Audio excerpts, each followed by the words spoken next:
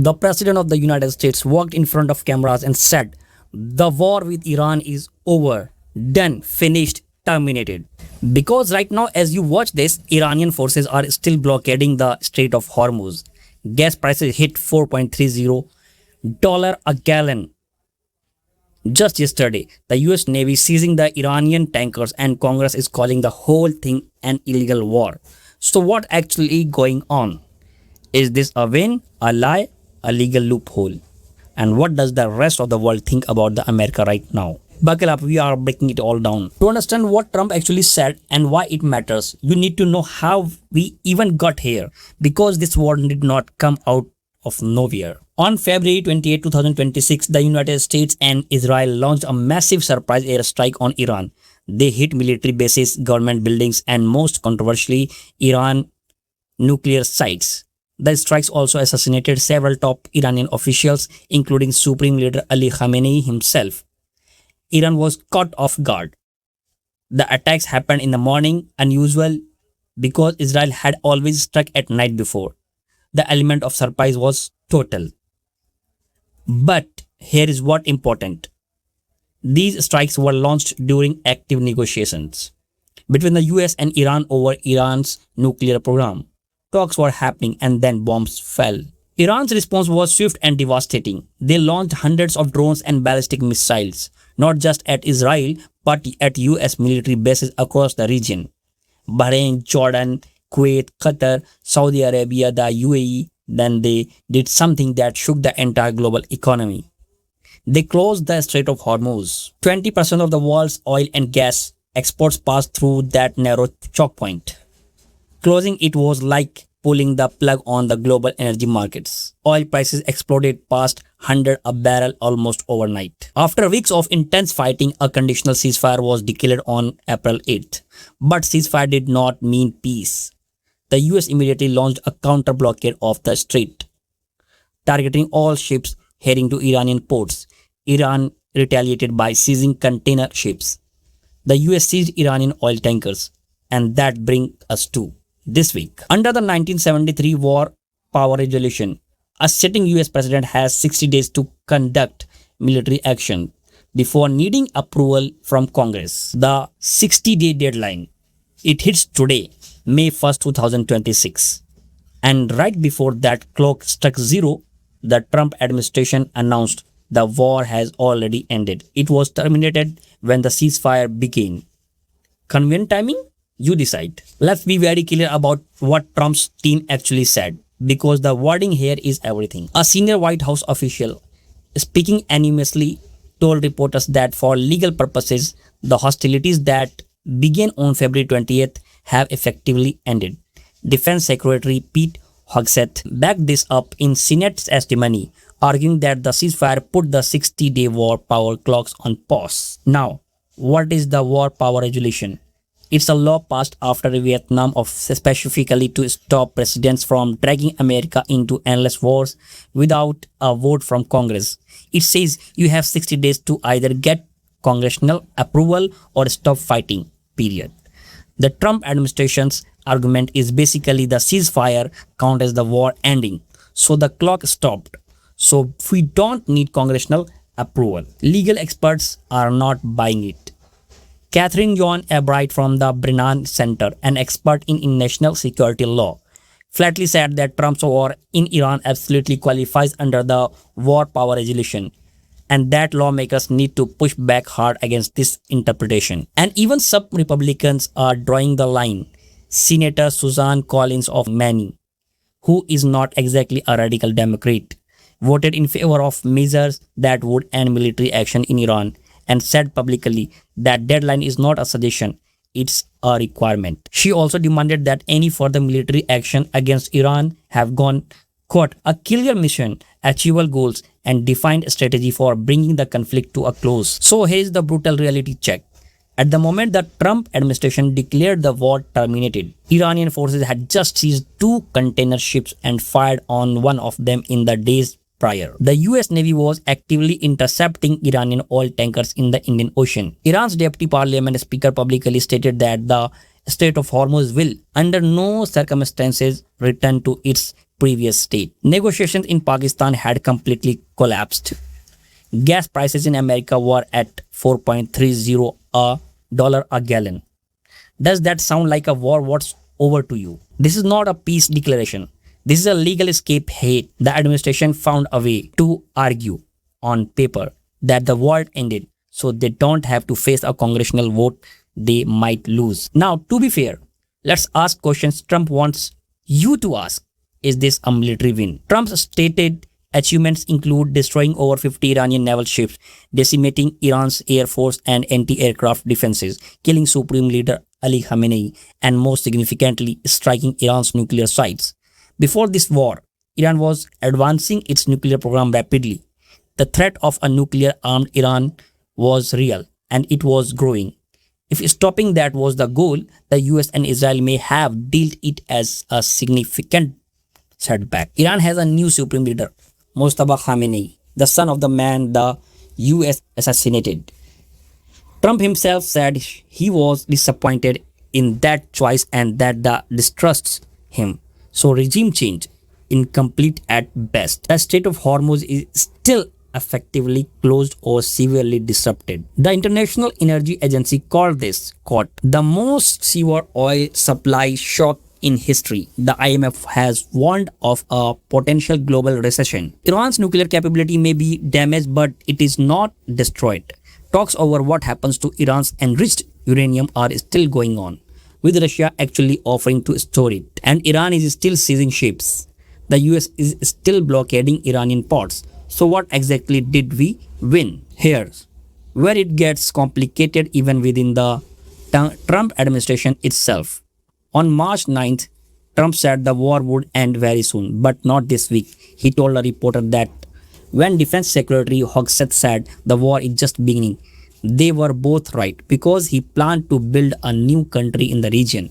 He also said at different press conference that the US had not yet hit some of Iran's most sensitive targets, including electricity infrastructure, and then later claimed the war was already won.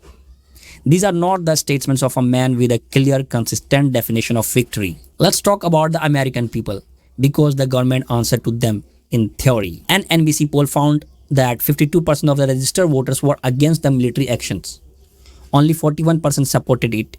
And critically, most Americans said they believed Trump had not properly explained the war's goals. Think about that. A majority of Americans are against a war their president just declared is over, while many believe he never clearly explained why it started. A CBS poll over 3,300 American adults found 92% said it was important for the conflict to end as quickly as possible. 80% said it was important to ensure Iranian civilians were safe. 73% supported permanently ending Iran's nuclear program. But 53% said it would be unacceptable to end the war with the Islamic Republic still in power. The last number is a political trap because the Islamic Republic is still in power, just with a new supreme leader. If 53% of Americans says that's unacceptable, then by their own metric, Trump has not achieved victory. On March 28, 2026, the largest civilian protest in American history took place, partly driven by opposition to the Iran war. Let that sink in. Largest in history. This is not a nation united behind its president on this issue. Now let's zoom out, because American opinion is one thing, but how has the world responded?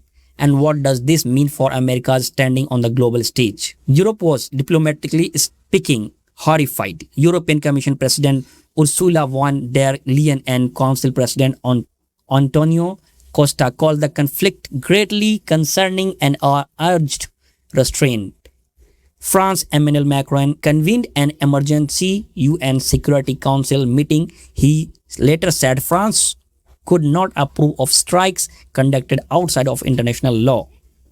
The UK's Keir Starmer condemned Iranian counter-strikes, but also joined Macron and Germany's Friedrich Merz in calling for diplomacy.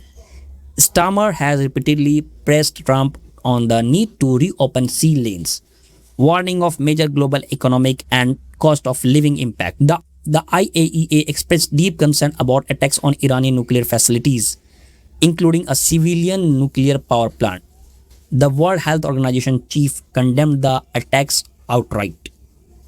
The Secretary General of Amnesty International described the actions as potential war crimes, and the founding chief prosecutor of the International Criminal Court drew a direct comparison between this war and Russia's invasion of Ukraine, warning the world is moving from a rules-based system to the rule of the man. That is a staggering statement. The US, which has long positioned itself as the defender of the international rules-based order, is now being compared by international legal authorities to Vladimir Putin's Russia. China has stayed carefully neutral, but when Trump claimed a US ship intercepted a gift from China to Iran, Beijing Foreign Ministry shot back immediately, saying it opposes any malicious association.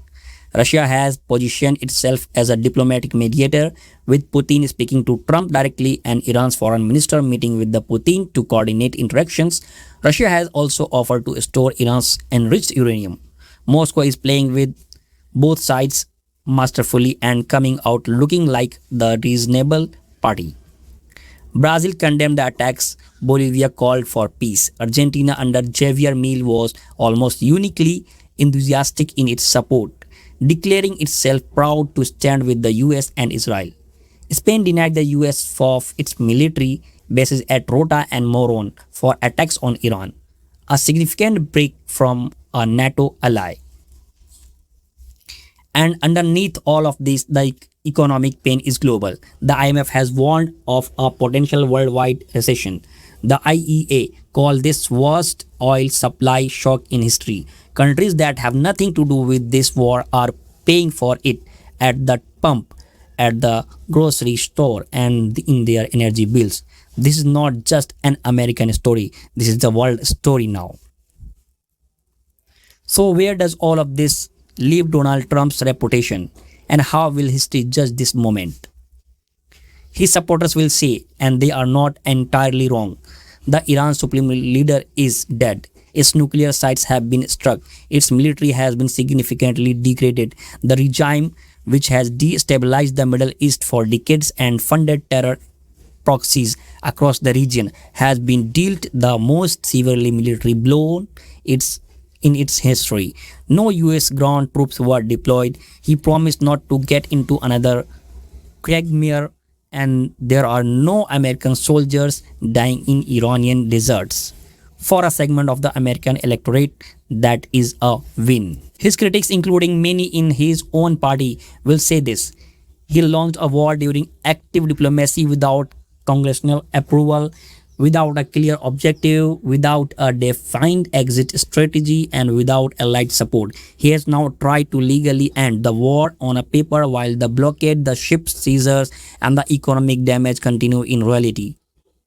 He contradicted himself repeatedly on war aims, from stopping nuclear weapons to regime change to building new country. None of those objectives have been fully achieved.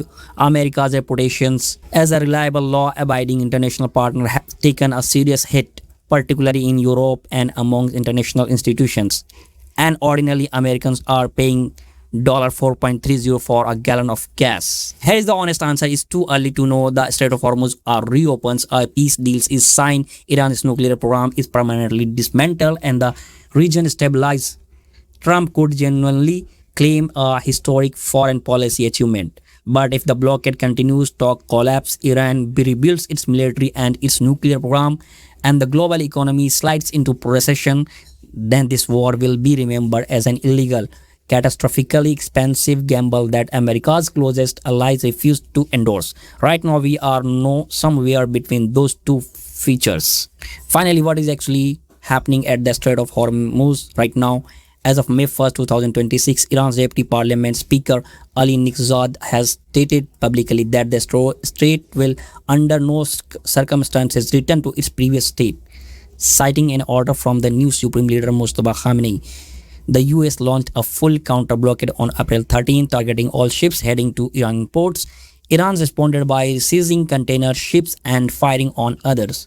The US in return has been intercepting Iranian oil tankers in the Indian Ocean and the Indo-Pacific, including seizing a sanctioned tankers on April 19th.